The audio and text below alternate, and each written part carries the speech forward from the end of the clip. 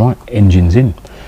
As you can see, there is massive amounts of room in there. The VR is quite a compact engine, so if you kind of put it side by side next to a straight 6 M50 lump, it's significantly shorter. It means I can get it right back in the engine bay, as you can see. So it's almost mid-mounted. It sits that far behind the kind of struts. So I'm really happy with the positioning. It's kind of nice to finally see it in there. I'm looking forward to doing the fun stuff. So that's it for me.